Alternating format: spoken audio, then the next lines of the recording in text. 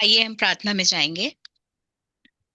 धन्यवाद धन्यवाद प्रेमी अनुग्रहकारी दयालु सामर्थी सर्वशक्तिमान पिताजी। एक बार फिर से प्रभु आज की शाम आपके चरणों में आते हैं। प्रभु आपका धन्यवाद करते हैं क्योंकि आप धन्यवाद के योग्य पिता हैं। स्तुति के सिंहासन पर विराजमान है प्रभु जी। और आपने पिता हम मनुष्यों को अपनी महिमा के लिए रचा है पिता। हम धन्यवाद करते हैं इस बात के लिए। और प्रभु जी धन्यवाद करते हैं कि एक बार फिर से आज के दिन में प्रभु जी आपने इस संगति को हमें फिर दिया प्रभु, ताकि हम कुछ देर पिता आपके चरणों में बैठकर प्रभु आपकी उन आवाज को सुन सकते हैं प्रभु जी, जो हमारे जीवन के लिए अत्यंत आवश्यक है प्रभु जी, और जो हमारा उद्धार कर सकता है पिता, और जो हमको अनंत जीवन की राह पर ले जा सकता है प्रभु जी। तो हम धन्यवाद करते हैं प्रभु आपके इस सुंदर संगति के लिए पिता। आपका धन्यवाद धन्यवाद करते हैं प्रभु जी। और पिता अब तक आपकी आवाज में प्रभु जी, आपके वचनों से हमने जो कुछ भी सीखा है प्रभु, सच में वो हमारे हृदय में घर करने पाए प्रभु जी, वो हमारे जीवन में काम आए प्रभु। और पिता सच में हम केवल वो हमारे हृदय में न रहे प्रभु, बल्कि वो हमारे जीवन से प्रकट होने पाए पिता। आप हमारी ऐसी बड़ी सहायता करें प्रभु जी। शोमेल बालक के समान प्रभु जी, जो पिता सच में आपके उस संदूक के पास वो सोता था प्रभु जी, और पिता इसी कारण पिता उसने आपकी आवाज को सुना प्रभु। हम धन्यवाद करते हैं प्रभु जी। हम भी पिता निरंतर आपके वचनों के अधीनता में, आपके वचनों के साथ हम बने रहे प्रभु जी, ताकि हम आपकी आवाज को सुन सके प्रभु कि आप हमसे क्या कहना चाहते हैं प्रभु जी। पिता हम धन्यवाद करते हैं आपके वचनों के लिए पिता, जिसको आपने अपने बड़े नाम से भी ज्यादा अधिक महत्व दिया है प्रभु। हम धन्यवाद करते हैं। आज आप हमसे जो भी बात करना चाहते हैं प्रभु, उसके लिए हमें तैयार करें प्रभु जी। हमारे दिलों को, हमारे मन को, हमारे हृदय को प्रभु जी आप सच में एक अच्छी भूमि बनाइए पिता, ताकि आज जो आप हमसे बात करना चाहते हैं, जो आप पवित्र आत्मा के द्वारा प्रकट करना चाहते हैं, वो सब कुछ हमारे हृदय में बसने पाए प्रभु, और सच में हम उसके अनुसार चलने पाए पिता। सो पिता आज के इस शाम को प्रभु जी और इस समय को हम आपके चरणों में सौंपते हैं। विशेष करके प्रभु जी हम मामों को पिता आपके हाथों में सौंपते हैं प्रभु जी। और पिता आपने अब तक हर बातों में उनकी सहायता और मदद की है प्रभु जी, अगुवाई की है। हम आपका हृदय से धन्यवाद करते हैं प्रभु जी। और आज भी प्रभु जी हम धन्यवाद करते हैं कि अपनी बातों को प्रभु जी, अपने वचनों को प्रभु जी पवित्र आत्मा के द्वारा आज भी आप उनके मुख से प्रकट करेंगे पिता। हम इस बात के लिए आपका धन्यवाद करते हैं। उनके पूरे स्वास्थ्य को प्रभु जी, उनके पूरे परिवार को पिता हम आपके धर्म में हाथों में सौंप देते हैं प्रभु जी। आपकी पूरी पूरी आशीष प्रभु जी और आपकी अगुवाई निरंतर उनके जीवन में और उनके परिवार में बना रहे प्रभु। हम इस बात के लिए प्रार्थना करते हैं। जितने उपस्थित हो चुके हैं मैं उनके लिए धन्यवाद करती हूँ, और पिता जो बाद में भी सुनेंगे प्रभु, मैं उनके जीवन के लिए भी आपका हृदय से धन्यवाद करती हूँ। एक एक का जीवन प्रभु आप में पूरी रीति से सुरक्षित होने पाए पिता। मैं इस बात के लिए आपसे विनती, निवेदन और प्रार्थना करती हूँ। सो प्रभु जी इस समय को पिता हम आपके चरणों में सौंपते हैं प्रभु, और सारा आदर, सारी महिमा, सारा जलाल आपको देते हैं पिता। और इस विनती को बड़े ही धन्यवाद के साथ प्रभु जी आपके प्रिय बेटे हम सब उद्धारकर्ता और मुक्तिदाता प्रभु यीशु के नाम से मांगते हैं। सुनिए और ग्रहण कीजिए। आमीन आमीन। आमीन आमीन। तो एक बार फिर से सभी प्रियजनों का आज के संध्या इस अध्ययन में स्वागत करता हूँ। और तब हम लोग एक अच्छे सेवक के विषय में ध्यान करेंगे। कुछ विशेष बातें उत्पत्ति के 24 अध्याय से हम लोग ध्यान करेंगे। ये जो एक करेक्टर है उसका नाम एलिएजर है। और तब इसकी इसके विषय में वृत्तांत शुरू होता है 15 अध्याय से। पढ़िए।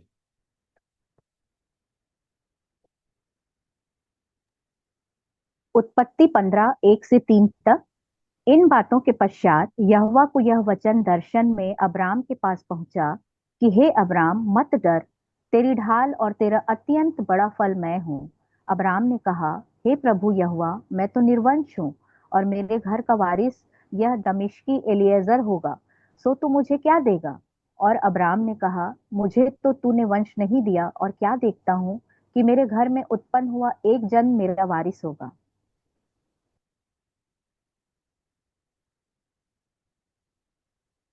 Genesis chapter 15, verses 1 to 3. After these things, the word of the Lord came to Abram in a vision. Fear not, Abram, I am your shield, your reward shall be very great. But Abram said, O Lord God, what will you give me? For I continue childless, and the heir of my house is Eliezer of Damascus. And Abram said, Behold, You have given me no offspring, and a member of my household will be my heir. तो हम लोग सब जानते हैं कि Abraham जो था वो विश्वासियों का पिता कहा गया पूरी बाइबल में। सारे विश्वासियों का वो पिता है। और तब उसके घर का एक सर्वेंट जो है, एक सेवक है, उसके विषय में आज हम लोग ध्यान करेंगे कि कैसे उसने अपने स्वामी की बात को पूरा किया और परमेश्वर के भय में, उसकी अगुवाई में उसने कैसे ये काम किया। इस बात पर हम ध्यान करेंगे, अपने लिए शिक्षा ग्रहण करेंगे।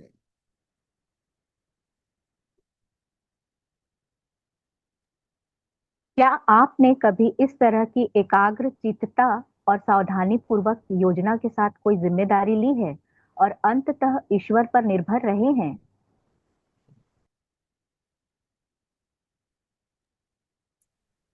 Have you ever taken up a responsibility with this kind of single mindedness and careful planning while ultimately depending on God? इस बात को अपने आप से पूछिए कि जब परमेश्वर की कोई जिम्मेदारी हमारे पास आती तो कैसे काम करना चाहिए, कैसे एक्शन में आना चाहिए। उसी का ये मॉडल है।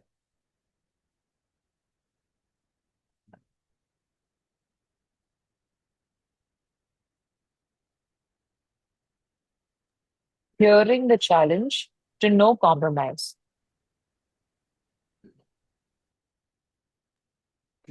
मुझ 24 अध्याय के तीसरे पद में ये बात लिखी गई है, पढ़िए। उत्पत्ति 24:3 मुझसे आकाश और पृथ्वी के परमेश्वर यहोवा की इस विषय में शपथ खा कि तू मेरे पुत्र के लिए कनानियों की लड़कियों में से जिनके बीच में रहता हूँ किसी को न ले आएगा। That I may make you swear by the Lord, the God of heaven and God of the earth, that you will not take a wife for my son from the daughters of the Canaanites among whom I dwell.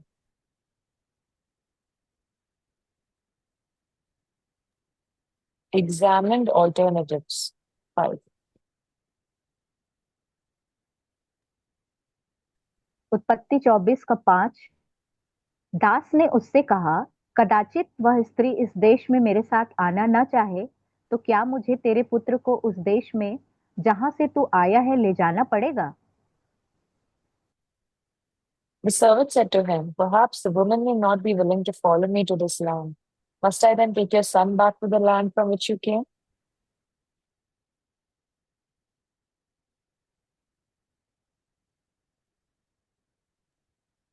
Promise to follow instructions. उत्पत्ति 24:9 तब उस दास ने अपने स्वामी इब्राहिम की जांघ के नीचे अपना हाथ रखकर उससे इसी विषय की शपथ खाई। So the servant put his hand under the thigh of Abraham, his master, and swore to him concerning this matter.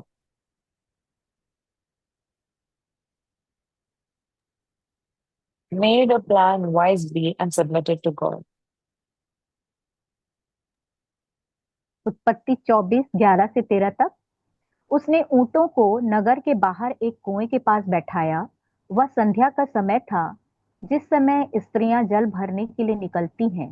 तो वह कहने लगा, हे मेरे स्वामी इब्राहिम के परमेश्वर यहोवा, आज मेरे कार्य को सिद्ध कर और मेरे स्वामी इब्राहिम पर करुणा कर।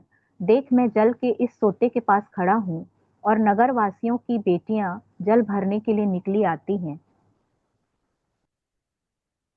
And he made the camels kneel down outside the city by the well of water at the time of evening, the time when women go out to draw water.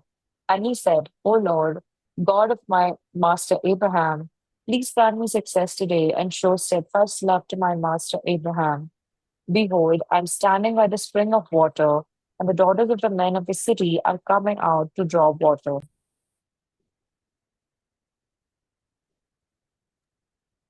Prayed for guidance.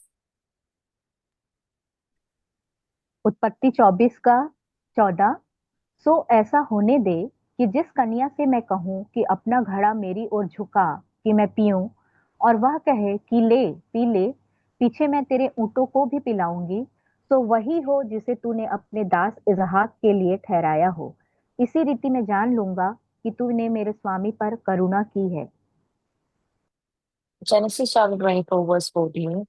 Let the young woman to whom I shall say, please let down your jar that I may drink, and who shall say, drink, and I will water your camels, let her be the one whom you have appointed for your servant Isaac.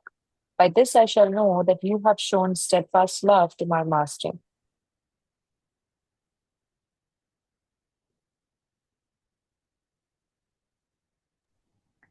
ईश्वर के कार्य करने की जगह वाली एक रणनीति तैयार की। Devised a strategy with room for God to operate. उत्पत्ति 24:12-14 तक।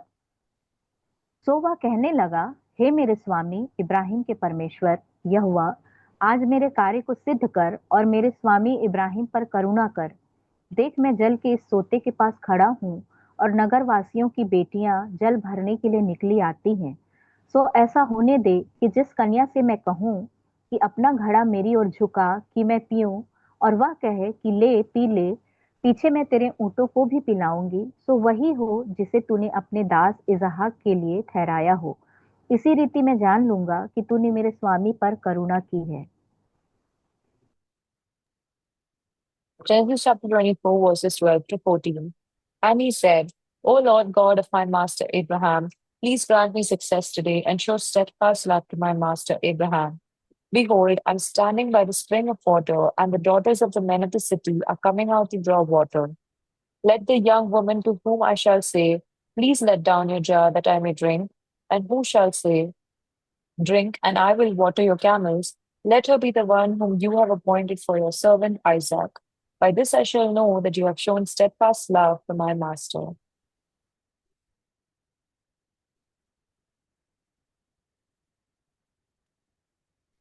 दूसरा राजा 3:4-11 तक।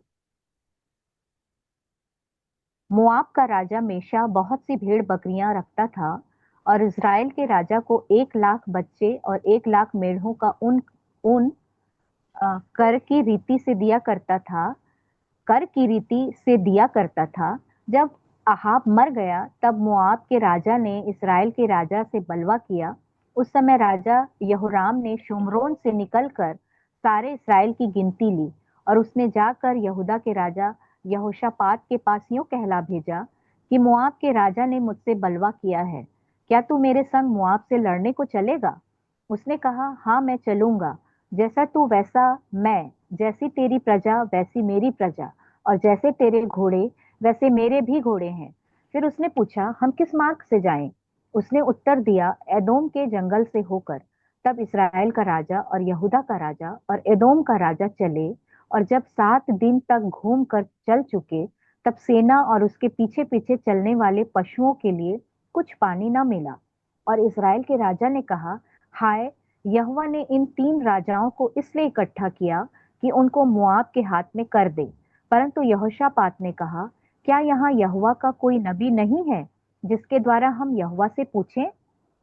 दो अलग अलग इवेंट है, एक तो एलियाजर है और दूसरा ये सारे राजा।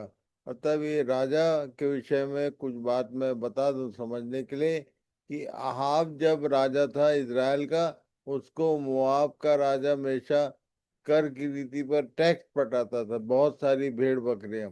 और जैसे ही अहाब मर गया तो नया जो राजा है उसकी जगह पे यहोराम, तो यहोराम को उसने कर देना बंद कर दिया। और जब किसी देश में किसी राज्य में टैक्स के लिए प्रॉब्लम हो जाए तो राजकाज का सारा काम डिस्टर्ब हो जाता है। और इसलिए उसने अपने आसपास के अपने भाइयों के पास खबर भेजा कि ऐसा ऐसा हो गया है, क्या तू, उस राजा ने मुझसे बलवा किया है मेशा ने, और उसको कुछ सिखाने के लिए उसको बताने के लिए तू मेरे साथ चलेगा। और तब इन लोगों ने आपस में तय किया और आपस में प्लान कर लिया। और उसके बाद जब समस्या आई, मैं बताना ये चाहता हूँ कि कई बार बिना परमेश्वर से पूछे जब हम कोई काम में हाथ डाल देते हैं और समस्या आई, तो ये लोग ध्यान से पढ़िए तो समझ में आएगा। ये लोग बोल रहे थे कि यहोवा ने इनको इन तीनों राजाओं को इकट्ठा किया, जबकि ये लोग अपने हिसाब से अपने दिमाग के अनुसार अपना प्लान किया और निकले थे। और जब समस्या आ गई तो बोल रहे कि राजा ने यहोवा ने फंसा दिया। ये बात कई बार हम भी अपने जीवन में करते हैं। और इसलिए इस विषय को जानना समझना जरूरी है कि आपने अपना काम परमेश्वर से पूछ के उस काम में हाथ डाला, या जो समस्या आ रही है उसका कारण क्या है। और तब यहाँ पर एक राजा को याद आया, यहोशापात को याद आया कि हमने तो हम जब ये इस काम के लिए निकले, हमने परमेश्वर से पूछा नहीं है और बिना पूछे निकले थे। और तब उसने पूछा कि यहाँ कोई नबी है क्या जिसके माध्यम से हम पूछ सकें। और तब उसके बाद पता चला कि यहोशापात एलीशा वहां था। Read it. 2 Kings chapter 3, verses 4 to 11. Now Mesha, king of Moab, was a sheep breeder, and he had to deliver to the king of Israel 100,000 lambs and the wool of 100,000 rams. But when Ahab died, the king of Moab rebelled against the king of Israel. So King Jehoram marched out of Samaria at that time and mustered all Israel. And he went and sent word to Jehoshaphat, king of Judah, the king of Moab has rebelled against me. Will you go with me to battle against King Moab, against Moab? And he said, I will go. I am as you are, my people as your people, my horses as your horses. Then he said, By which way shall we march? Jehoram answered, By the way of the wilderness of Edom. So the king of Israel went with the king of Judah and the king of Edom. And when they had made a circuitous march of 7 days, there was no water for the army or for the animals that followed them. Then the king of Israel said, Alas, the Lord has called these 3 kings to give them into the hand of Moab. And Jehoshaphat said, Is there no prophet of the Lord here, through whom we may inquire of the Lord? Then one of the king of Israel's servants answered, Elisha, the son of Shaphat, is here, who poured water on the hands of Elijah, waited and watched closely.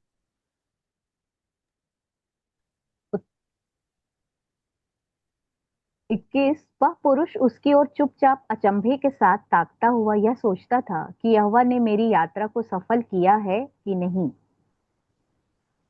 The man gazed at her in silence to learn whether the Lord had prospered his journey or not.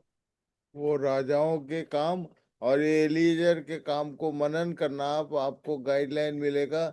ये परमेश्वर से उसने प्रार्थना किया था और इंतजार कर रहा था कि परमेश्वर क्या उत्तर देता है।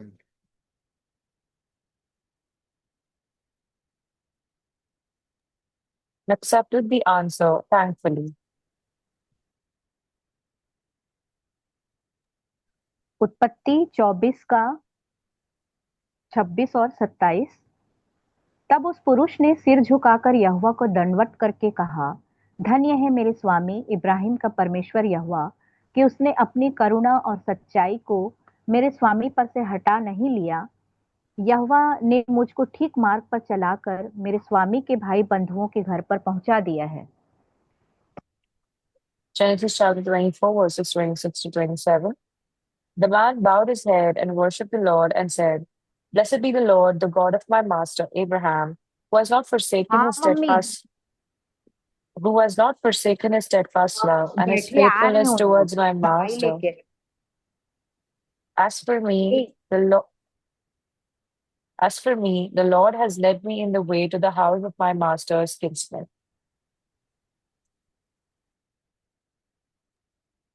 Explain the situation to concerned parties.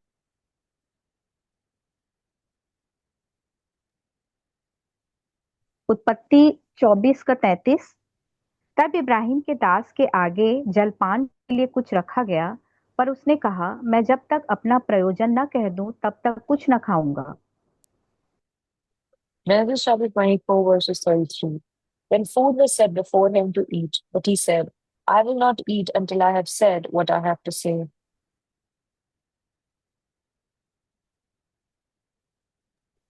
Refused unnecessary delay.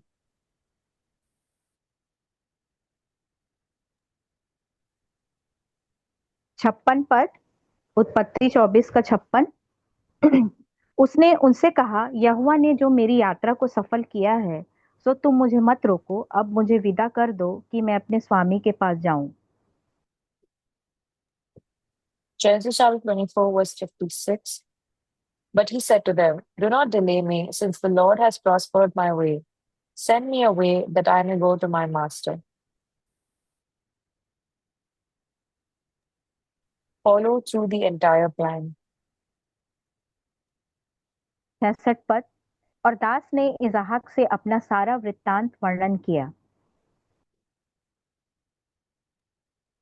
Genesis chapter 24, verse 66. And the servant told Isaac all the things that he had done. तो 24 अध्याय को जरूर पूरा पढ़िए, तब ये बातें और अच्छे समझ में आएगी, और तब कैसे इसने अपना काम पूरा किया, और कैसे वो राजा लोग बिना परमेश्वर से पूछे जाकर एक समस्या में पड़े थे। और इसलिए इस बात को याद रखें। इसलिए नीति वचन 3 के 5 और 6 पद में एक बात कही गई है, पढ़िए। नीति वचन 3, 5 और 6, तू अपनी समझ का सहारा न लेना, वरन संपूर्ण मन से यहोवा पर भरोसा रखना, उसी को स्मरण करके सब काम करना, तब वह तेरे लिए सीधा मार्ग निकालेगा। Proverbs chapter 3, verses 5 to 6. Trust in the Lord with all your heart, and do not lean on your own understanding. In all your ways acknowledge him, and he will make straight your paths. तो जब भी आप परमेश्वर के किसी काम को करने की इच्छा रखते हैं, या कोई विषय, इवन अपने अपने लिए कोई काम में हाथ डालते हैं, तो याद रखें, इस वचन को याद कीजिए, इस आज के दिन के अध्ययन को याद रखें कि उसी को स्मरण करके सब काम करने से हमें सफलता मिलती है। तब वो सारे आड़े तिरछे मार्गों को सीधा करने का काम परमेश्वर का होता है। और इसलिए प्रभु इन सब बातों के द्वारा हम सबकी समृद्धि लिए सहायता करें। इस विषय को मनन कीजिए, ध्यान कीजिए, और दूसरों की भी सहायता करिए।